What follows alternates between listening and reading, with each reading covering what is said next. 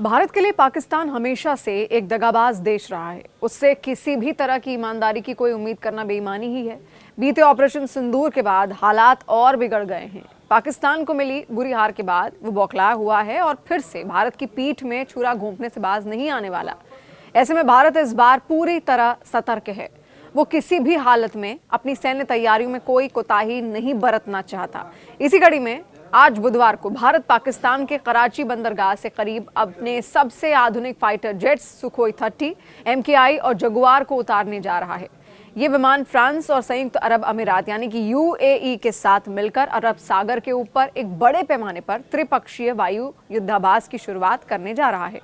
इस अभियान का मुख्य उद्देश्य तीनों देशों के बीच रक्षा सहयोग को और मजबूत करना और हिंद महासागर क्षेत्र और व्यापक इंडो पैसिफिक ओशन में सैन्य अंतर संचालन क्षमता को बढ़ाना है। भारतीय वायुसेना इस अभ्यास में अपने सबसे शक्तिशाली लड़ाकू विमानों की तैनाती करेगी। इसमें सुखोई 30, MKI और जगुआर लड़ाकू विमान शामिल होंगे। इनके साथ IL-78 मिड एयर रिफ्यूल विमान और एयरबॉर्न अर्ली वार्निंग एवं कंट्रोल विमान भी तैनात किए गए हैं। ये सभी विमान गुजरात के जामनगर और नलिया एयरबेस से उड़ान भरेंगे। अभ्यास के दौरान गहन युद्ध कुशलता और कॉम्बैट मैन्यूवर्स का प्रदर्शन होगा। फ्रांस और UAE की ओर से राफेल और मिराज लड़ाकू विमानों के साथ साथ और विमान भी हिस्सा लेंगे जो अल धाफरा एयरबेस से आएंगे। भारत ने इस अभ्यास क्षेत्र के लिए नोटम यानी कि नोटिस टू एयरमेन जारी कर दिया है। रिपोर्ट के मुताबिक अभ्यास क्षेत्र पाकिस्तान के कराची तट से लगभग 200 नॉटिकल मील दूर स्थित है और ये 10 से 11 दिसंबर तक चलेगा। तीनों देशों ने इससे पहले भी दिसंबर 2024 में डेजर्ट नाइट नाम से एक ऐसा ही वायु युद्धाभ्यास किया था। अब ये दूसरा मौका है जब भारत, फ्रांस और UAE एक साथ हवाई युद्ध कौशल का प्रदर्शन करेंगे।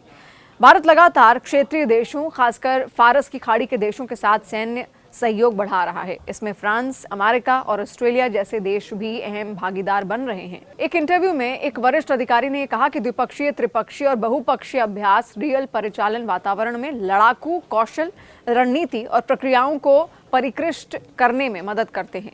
गौरतलब है कि भारत, फ्रांस और UAE की नौसेनाओं ने जून 2023 में पहली बार त्रिपक्षीय समुद्री अभ्यास किया था।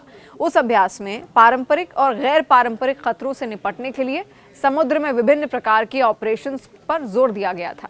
ये त्रिपक्षीय सहयोग 2022 में तीनों देशों के विदेश मंत्रियों द्वारा शुरू की गई पहल का हिस्सा है। इसके तहत रक्षा, प्रौद्योगिकी, ऊर्जा और पर्यावरण समेत कई क्षेत्रों में सहयोग बढ़ाया जा रहा है। इसके अलावा जेन ज़ी आंदोलन के बाद नेपाल की सेना ने पहली बार भारतीय सेना के साथ साझा युद्धाभ्यास किया।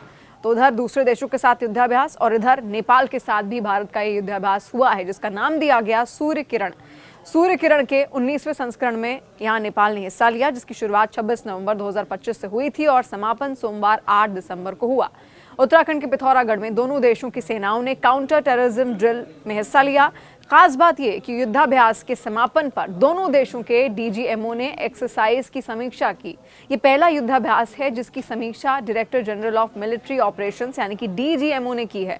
अभी तक इस तरह की मिलिट्री एक्सरसाइज की समीक्षा फील्ड फॉर्मेशंस के कमांडर ही करते आए हैं। भारतीय सेना की तरफ से DGMO lieutenant general Manish Luthra ने एक्सरसाइज में हिस्सा लिया, तो नेपाल की तरफ से मेजर जनरल अनूप जंग थापा ने इसमें भाग लिया। बटालियन स्तर की इस एक्सरसाइज को संयुक्त राष्ट्र यानी कि UN के आतंक विरोधी चार्टर के तहत आयोजित किया गया। एक्सरसाइज के दौरान साझा टैक्टिक्स, टेक्निक और प्रोसीजर को पारदर्शी किया गया। इस दौरान दोनों देशों की सैन्य टुकड़ियों ने पहाड़, जंगल क्षेत्र में इंटेलिजेंस पर आधारित सर्जिकल ऑपरेशंस की रिहर्सल की। इसमें ISR यानी इंटेलिजेंस, सर्विलेंस और रेनोकोसेंस सहित प्रिसिशन टारगेटिंग ड्रोन के डे नाइट वेपन साइट और AI यानी कि आर्टिफिशियल इंटेलिजेंस आधारित सर्विलेंस फीड जैसी उन्नत दर्जे की टेक्नोलॉजी को शामिल किया गया। इसके अलावा जंग के दौरान कम्युनिकेशन सिस्टम को कैसे सुरक्षित रखा जाए, उससे जुड़े ऑपरेशंस और लॉजिस्टिकल प्लेटफॉर्म का भी इस्तेमाल किया गया। भारतीय सेना के मुताबिक दोनों देश सामरिक तौर से महत्वपूर्ण हिमालय की सुरक्षा और मानवीय सहायता की तैयारियों को बखूबी जानते हैं। ऐसे में दोनों देशों के DGMO ने ऑपरेशंस तालमेल को मजबूत करने, अपनी विश्वास को गहरा करने और दोनों सेनाओं के बीच दीर्घकालिक सैन्य भाईचारे को मजबूत करने के लिए अभ्यास की सराहना भी की।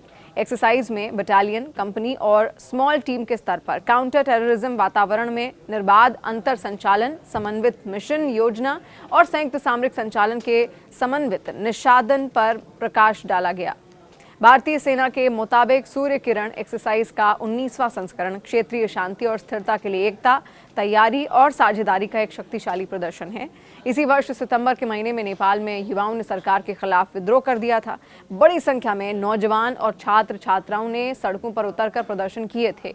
ऐसे में प्रधानमंत्री केपी शर्मा ओली और राष्ट्रपति तक को अपने पद से इस्तीफा देना पड़ा था। बाद में सेना की मदद से नेपाल की सुप्रीम कोर्ट की पूर्व न्यायाधीश सुशीला कार्की को अंतरिम प्रधानमंत्री चुना गया। ओली की सरकार को चीन का पिछलग्गू माना जाता था। ऐसे में पिथौरागढ़ जिले में भारत और चीन के ट्राई जंक्शन पर कालापानी इलाके को नेपाल ने पूर्व सरकार अपना बताने की कोशिश भी करती थी। और देखिए, इस प्रदर्शनों के बाद जब सब कुछ नेपाल में शांत हुआ वहां दिख रहा है, अंतरिम सरकार वहां पर गठित कर दी गई है। उसके बाद भारत के साथ ये युद्धाभ्यास नेपाल का सामने आया।